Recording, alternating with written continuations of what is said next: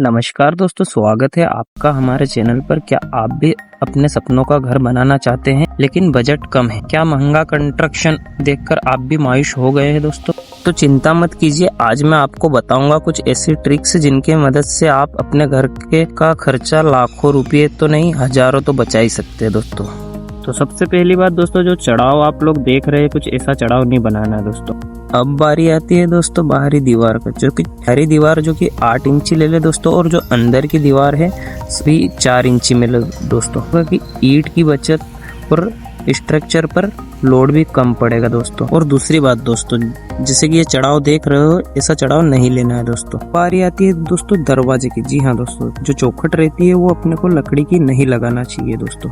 लकड़ी में क्या है कि बजट थोड़ा सा जाता रहता है, उससे अच्छा रहती है कि वो पत्थर की चौखट जो आती है लकड़ी की जैसी सेम, वही लगवानी चाहिए। उस पर कलर पुट्टी होगी तो दोस्तों वही लकड़ी जैसी दिखने लग जाएगी दोस्तों। बारी आती है दोस्तों फ्लोरिंग की। तो फ्लोरिंग पर एक बड़ा खर्चा होता है जिससे कम किया जा सकता है। पॉइंट, महंगे मार्बल या ग्रेनाइट की जगह सामान्य टाइल से लगाए दोस्तों।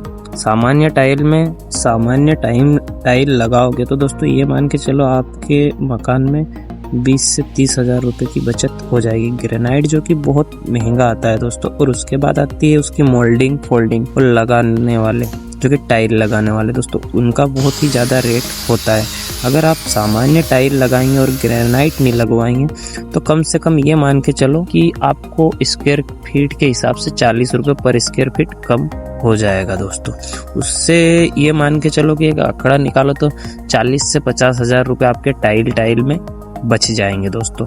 वो स्क्वायर फीट के हिसाब से एरिया पता चले। लेटरिंग बाथरूम में जो टाइल लगती है वो अपने हिसाब से ही लगवाए, ना ज़्यादा ना कम, क्योंकि 3 फीट मैक्सिमम रखनी चाहिए। उससे ज़्यादा लगाएंगे तो आपके टाइल में भी पैसे बर्बाद हो जाएंगे दोस्तों। और सबसे ज़रूरी जो बात है दोस्तों, मटेरियल खरीदते समय होशियारी दिखाए। पॉइंट, सीमेंट, सरिया, ईंट, इनकी खरीदारी पर कई डीलरों से रेट पूछकर सामान खरीदे। और दूसरी बात, सामान जो खरीदना है वो ज़रूरत के हिसाब से धीरे धीरे करके खरीदे ताकि कीमतों का उतार चढ़ाव का फ़ायदा ले सके।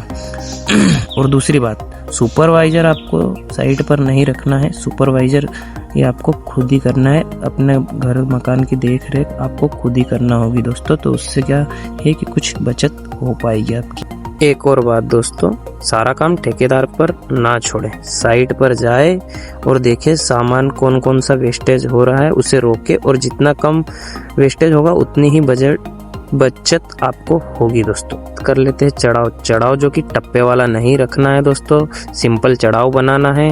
सिंपल चढ़ाव से क्या होगा कि आपको सरिया कम लगेगा और माल तो वही लगता है दोस्तों। तो कम से कम सिंपल ही चढ़ाव बनवाएं। बात कर लेते हैं ऊपर के जो टावर की दोस्तों। तो टावर में क्या है, अपने को भी टावर बनाना है तो उस पे चद्दर का सेट डलवाए, ना कि अपन छत डलवाए।